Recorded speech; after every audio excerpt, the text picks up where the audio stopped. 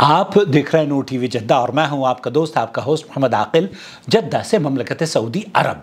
दोस्तों, भाइयों और बहनों, पूरी दुनिया ने अपनी आंखों से देखा कि हिंदुस्तान में गुज़िश्ता चंद अय्याम कबल G20 की एक मीटिंग हुई और उस इजलास में पूरी दुनिया के 20-21 वो ज़ुआमा, वो कायदीन, वो लीडर जमा हुए जो दुनिया को तरक्की की राह पर देखना चाहते हैं, अमन और सलामती चाहते हैं। और ये पैगाम हिंदुस्तान की सल्तनत दिल्ली से, जहाँ कहाँ मैं रहने वाला हूँ, वहाँ से जारी हुआ कि हम दुनिया को तरक्की की डगर सुझाने के लिए हिंदुस्तान में जमा हुए हैं।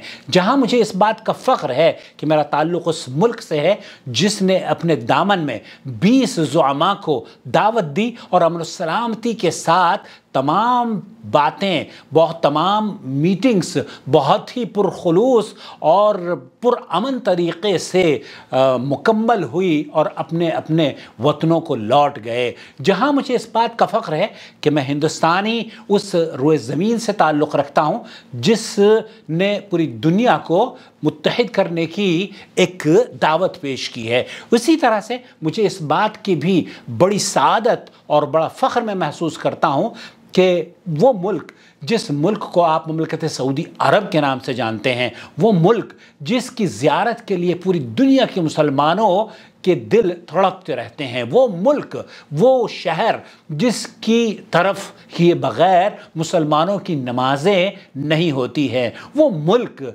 जिसे आप तौहीद का किला समझते हैं। जी हाँ, ममलकत सऊदी अरब, उसके शहज़ादा मोहम्मद बिन सलमान हफ़िज़हुल्लाह ने भी इस इजलास में शिरकत फरमाई।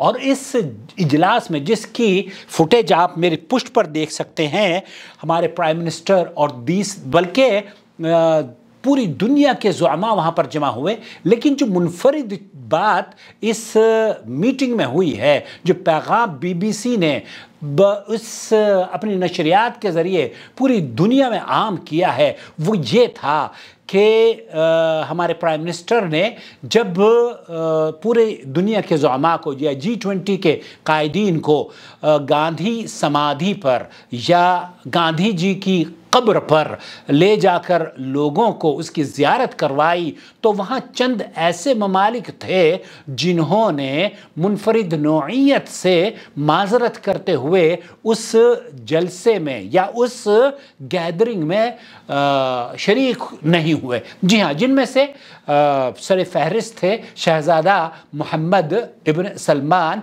हफ़िज़हुल्लाह ताला। इस मौके पर BBC ने रिपोर्ट पेश करी और उन्होंने कहा कि इसका मतलब ये नहीं है कि शहज़ादा मोहम्मद बिन सलमान या अहले हदीस या सलफ़ी गांधी जी की खिदमात को सराहते नहीं हैं। इसका मतलब ये भी नहीं है कि हम गांधी जी से इजहारे अक़ीदत नहीं करना चाहते, उनकी खिदमात को नहीं सराहते, बल्कि इसका मकसद ये है कि इन्हें कोई ऐसी बात है जो कि गांधी समाधि पर जाने से रोक रही है। जी हाँ, और वो क्या बात है BBC ने अपनी रिपोर्ट में जो कहा वो आज मेरे साथ एक वीडियो में आप लोगों के साथ शेयर करूंगा, जो कि फ़ज़ीलत शेख डॉक्टर वसीउल्लाह अब्बास ने, हरम मक्की के नायब मुफ्ती हैं, वो उन्होंने हरम में दर्स देते हुए अपने तलबा और उलमा को ये पैगाम अरबी में दिया। मैं सादत समझ रहा हूँ अपनी कि इस पैगाम को आप की आसान ज़ुबान में शेयर करने की सआदत यहाँ हासिल कर रहा हूँ।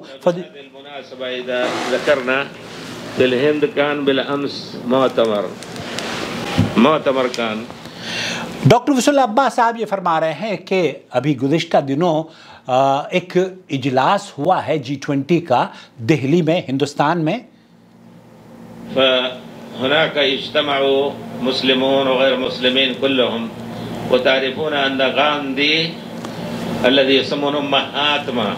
वो आप सब ये जानते हैं कि महात्मा गांधी का बहुत मुकाम है पूरे پوری دنیا انہیں عزت کی نگاہ سے دیکھتے ہیں، اس میں کوئی دو رائے نہیں ہے، اور ہندوستان میں خاص طور پر ان کے نام کو مہاتما کے نام سے جوڑا جاتا ہے، اور اس میں بھی کوئی دو رائے نہیں ہے کہ ہندو اور مسلمان، سکھ اور عیسائی تمام کے تمام انہیں اپنا قائد بھی تصور کرتے ہیں، اس میں بھی کوئی دو رائے نہیں ہے۔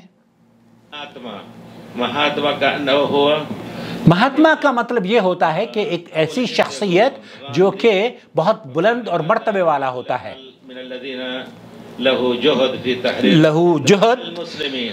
یہ شیخ فضل اللہ عباس حفظ اللہ یہ فرما رہے ہیں، جو حرم مکی میں مدرس بھی ہیں اور نائب مفتی بھی، وہ یہ کہہ رہے ہیں کہ ان کی جو خدمات ہیں ہندوستان یا بر صغیر کی آزادی میں، پاکستان کو اور ہندوستان کو، چونکہ پاکستان اور ہندوستان پہلے ایک ہی تھے نا، ہندوستان اور بنگلہ دیش اور پاکستان، تو جب آزادی کے لیے جنگ لڑی گئی تو منفرد نوعیت کی خدمات مسلمانوں نے اور غیر مسلموں نے دی، اور اس میں سر فہرست رہے اہل حدیث۔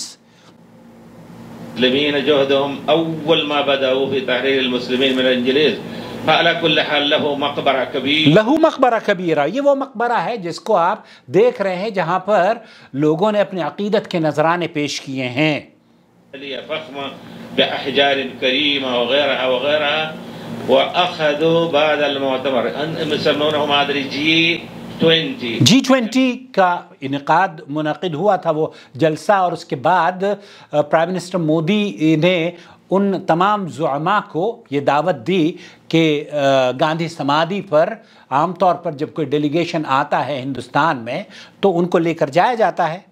20 هذا مؤتمر خاص ببلاد خاصة اشتركت فيه عدة دول اسلامیہ، اس میٹنگ میں بہت سے مسلم اور غیر مسلم ممالک نے اور زعماء اور قائدین نے شرکت فرمائی تھی، ومنهم الحمدللہ المملکہ عضویہ، اور وہ اس میں اللہ کا شکر ہے کہ اس G20 کے ترقی یافتہ ڈیلیگیشن میں سعودی عرب بھی ایک رکن کی حیثیت رکھتا ہے جو کہ دنیا کو ترقی کی راہ پر لے کر جانا چاہتا ہے۔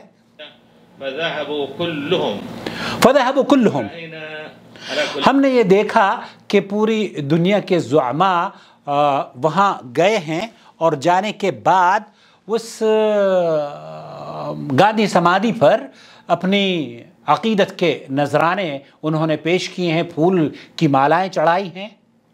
كلهم مسلمین وغیر مسلمین، کلہم مسلمان بھی گئے، غیر مسلم بھی گئے، وہ الى مقبرتی واہدوا له الزہور ورکعوا له، اور پھر وہاں جا کر بہت سے لوگوں نے تو اپنی عقیدت کے نذرانے پھول اور مالاؤں کے طرز پر پیش کیے گئے، اور بہت سے لوگوں نے جھک کر عقیدت کے نذرانے گاندھی سمادھی پر آپ نے لائیو ان کو دیکھا، اور BBC کی رپورٹ بھی اس سلسلے میں گشت کر رہی ہے۔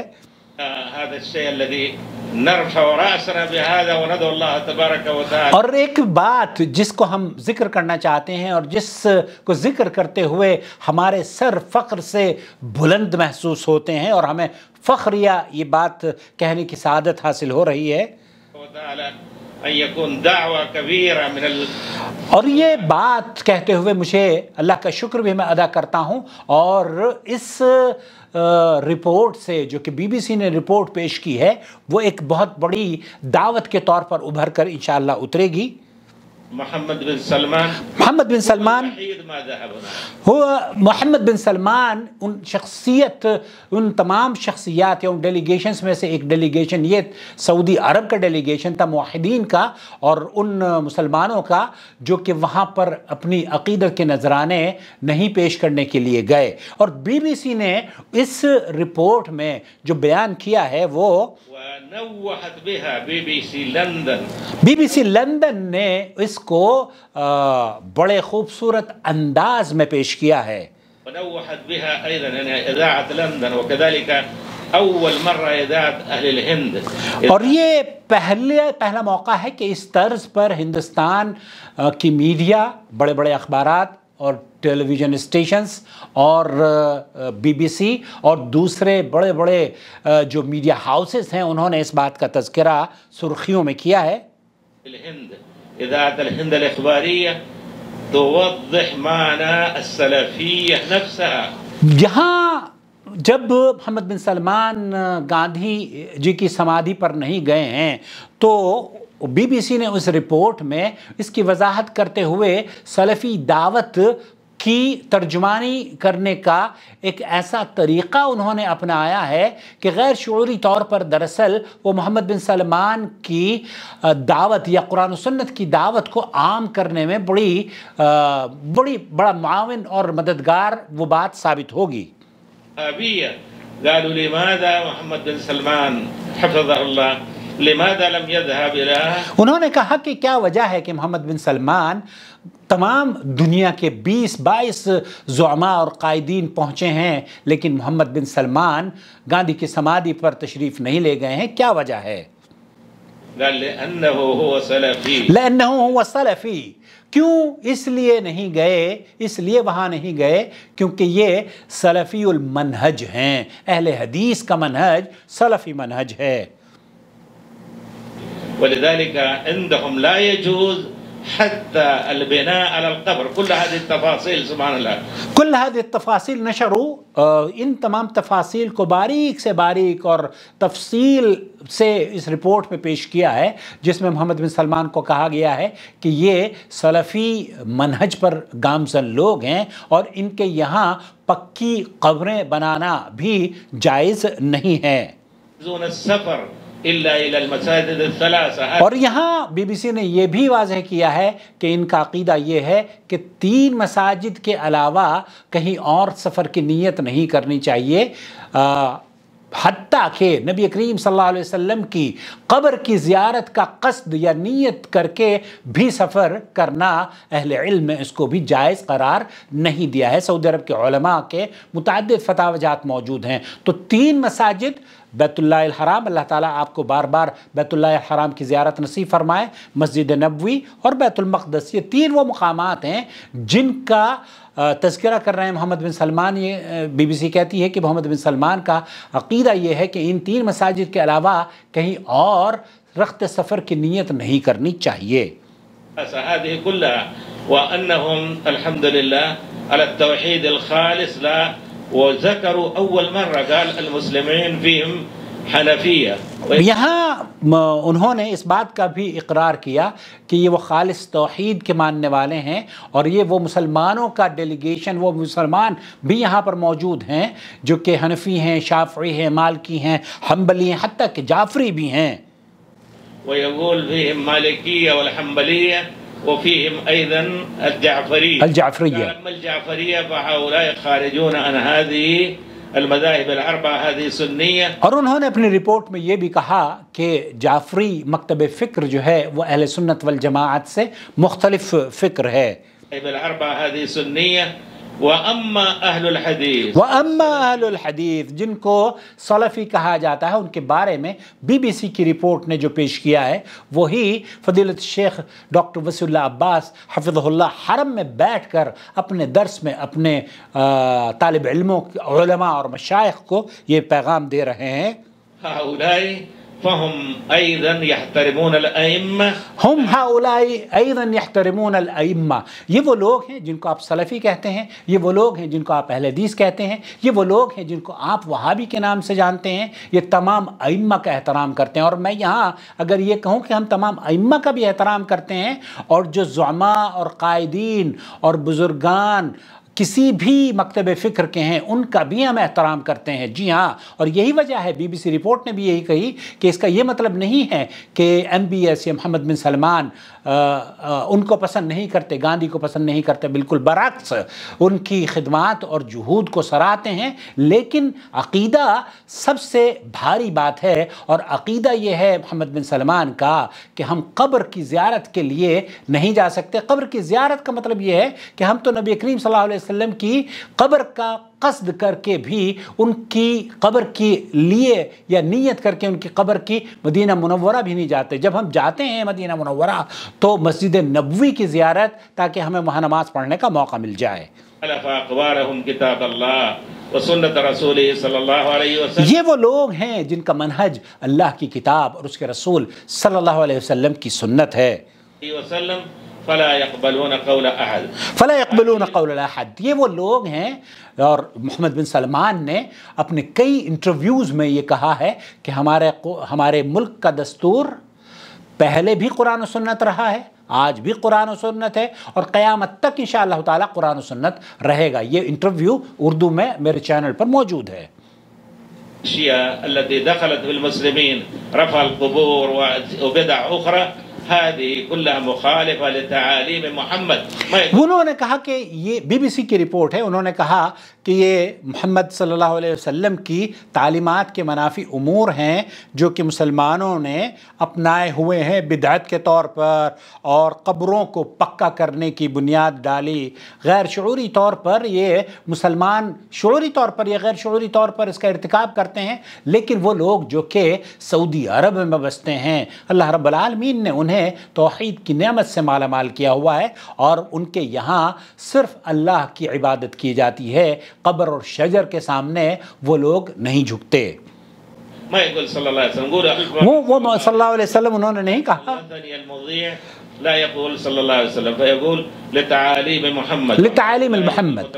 جب وہ ذکر کرتے ہیں تو انہوں نے جو اینکر ہے وہ اپنے طرز پر نبی کریم صلی اللہ علیہ وسلم کا نام لیتا ہے، لیکن اس بات کا اعتراف کرتا ہے کہ یہ جو سلفی منہج ہے اس منہج میں قبروں کی زیارت نہیں ہے، اور یہی وجہ ہے کہ محمد بن سلمان نے اس ڈیلیگیشن میں شرکت نہیں کری، اور منفرد انداز میں انہوں نے اپنے آپ کو الگ کیا ہے۔ اس کا یہ ہرگز مطلب نہیں ہے کہ وہ ہندوستان کے ساتھ کندھے سے کندھا ملا کر چلنا نہیں چاہتا، اس کا یہ مطلب ہرگز نہیں ہے کہ وہ دنیا کو ترقی نہیں کرنا دے، وہ ترقی نہیں چاہتا دنیا کی، بلکہ محمد بن سلمان نے تو اس زمانے میں جب کہ ان کے کچھ تھوڑے بہت اختلافات قطر سے ہو رہے تھے تو ایک شاندار تقریر ہے، اس میں کہا کہ آنے والے 5-7 سالوں میں دیکھنا کہ یہ جو خطہ ہے جسے آپ خلیجی ممالک کے نام سے جانتے ہیں، یہ خطہ روئے زمین پر دنیا کا یا عرب ممالک کا ایک یورپین کنٹریز کے طور پر، جیسے یورپین کنٹریز ترقی کے ضامن سمجھی جاتی ہیں نا، اسی طریقے سے ہم بھی ترقی کریں گے، اور ہمارا اختلاف ہونے کے باوجود قطر سے دیکھیے گا سعودی عرب بھی اس ترقی کی راہ میں سر فہرست ہوگا، اور قطر سے بھی شدید اختلافات اس زمانے میں چل رہے تھے، تو کہا کہ قطر بھی ترقی کرے گا اور پورا خطہ ترقی کرے گا، اور صرف خطہ ہی نہیں بلکہ محمد بن سلمان کا جو ویژن ہے 2030 کا، اس میں وہ لے کر چل رہے ہیں، اور وہ یہ چاہتے ہیں کہ دیکھیں ہندوستان نے انہیں سراہتے ہوئے اپنے یہاں ان ممالک میں شمولیت کی دعوت دی جو کہ 20 زعماء یا 20 وہ قائدین ہیں جو کہ دنیا کو ترقی کی راہ پر دیکھنا چاہتے ہیں۔ يعرفون بأهل الحديث، يعرفون بأهل الحديث، كانوا يعرفون بأهل الحديث والسلفيين، ولكن لما قاتلوا وهم التاريخ يسجل بأن أول ما رفع لأنهم یہاں بات کی جا رہی ہے کہ جب ہندوستان کی تحریک یا آزادی کی تحریک نے جنم لیا تو اہل حدیثوں نے اس میں بڑھ چڑھ کر حصہ لیا، اور پھر صرف یہی نہیں تھا بلکہ ان کو بدنام کرنے کے لیے مختلف ناموں سے بھی ان اہل حدیثوں کو نوازا گیا ہے، اور یہی نہیں، حتى أرادوا تغيير اللغة، حتی ارادوا تغییر اللغة، حتیٰ کہ اردو زبان کی کو بھی چینج کرنے یا اس کو تبدیل کرنے کی مہم چلائی گئی تھی۔ وأدخلوا نجحوا في المدارس، لكن حتى الأردية التي هي تكتب بالكلمات، جب پوری دنیا میں مختلف زبانوں کے اندر جیسے کہ ترکی کے اندر چینجز کی گئی، بہت سے ممالک میں چینجز کی گئی، تو شیخ وصی اللہ عباس یہ فرما رہے ہیں کہ ہندوستان میں بھی اس طرح کی تحریکوں نے جنم لیا کہ اردو کے رسم الخط کو تبدیل کر دیا جائے کیونکہ وہ عربی ہی کی طرز پر نظر آتا ہے۔ وفيها بعض الكلمات الفارسية، اس میں فارسی بھی شامل ہے، فارسی کے بھی کچھ الفاظ موجود ہیں، مثل ما نجحوا في تركيا، مثل ما نجحوا في ترکیہ، جس طریقے سے ترکی میں کامیاب ہو گئے اور وہاں پر عربی یا ان کی جو زبان تھی اسے بالکل مختلف کر کے چینج کر کے رکھ دیا. انڈونیشیا میں بھی یہی ہوا، ملیشیا میں بھی یہی ہوا کہ ان کی زبانوں کو تبدیل کر دیا گیا. كنا ندرس الجامعة الإسلامية زملائنا من إندونيسيا كانت تأتيهم الرسائل سبحان الله. یہاں وہ یہ کہتے ہیں کہ ملیشیا اور انڈونیشیا سے جب ہم مدینہ یونیورسٹی میں تعلیم حاصل کر رہے تھے تو ہمارے کچھ کلاس فیلوز ہوا کرتے تھے جن کے خطوط آیا کرتے تھے. ان کی عربی ایسا لگتا تھا جیسے کہ وہ عربی لکھی ہوئی ہے جیسے کہ اردو ہوتی ہے.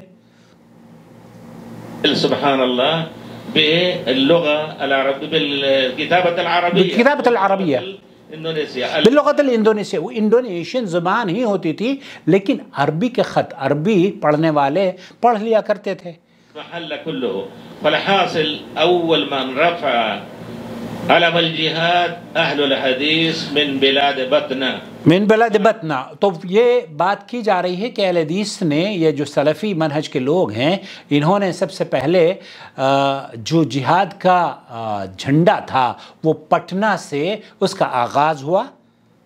صادق پور. علماء صادق پور کا نام ہندوستان کی تاریخ سر فہرست ہیں اور کبھی فراموش نہیں کر پائے گی. كثير منهم له تاريخ مجيد جدا بهذا. فالحاصل على كل حال قالت المذيع قال ان الانجليز سموهم وهابية. یہ وہ لوگ ہیں، بی بی سی نے رپورٹ میں اپنی کہا کہ وہ لوگ ہیں جنہیں ہم اور آپ وہابی کے نام سے جانتے ہیں.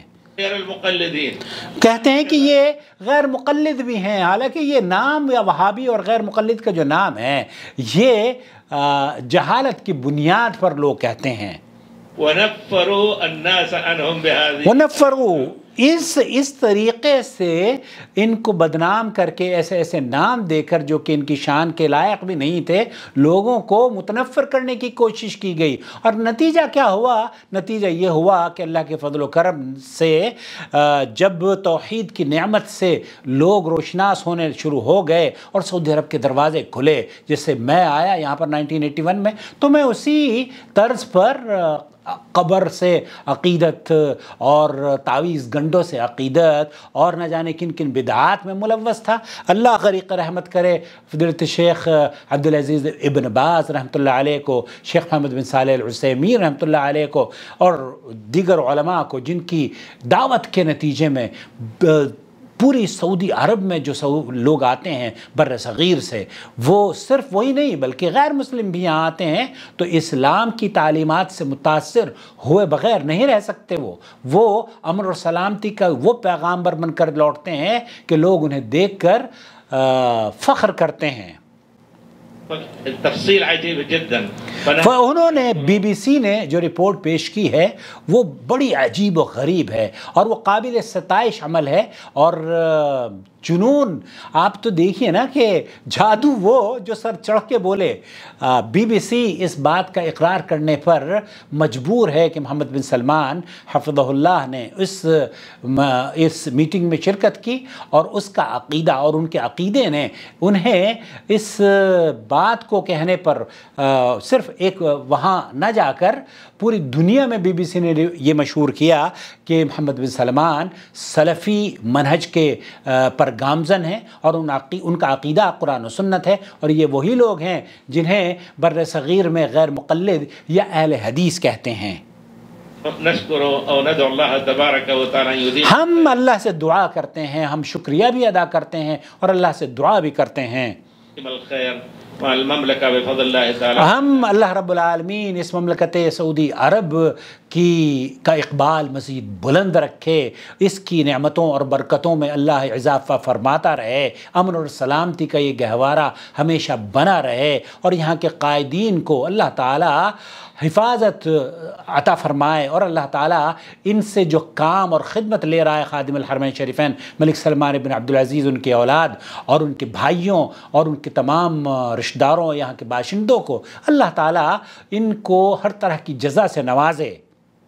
آل سعود الذين جربت الدنيا كلها یہاں أنهم أحيوا الدين الخالص. یہاں پوری دنیا نے اس بات کی سیکھ لے لی ہے کہ سعودی عرب نے جو دین کا پیغام نشر کیا ہے، یہ موقع ہاتھ سے نہیں جانے دیتے. یہ وہ موقع تھے جب کہ اللہ کے فضل و کرم سے بی بی سی نے رپورٹ بنا کر پیش کری، پوری دنیا تک یہ پیغام عام ہو رہا ہے. في هذا فهو آثم. أحيوا الدين الخالص بعد 8 قرون عجاف.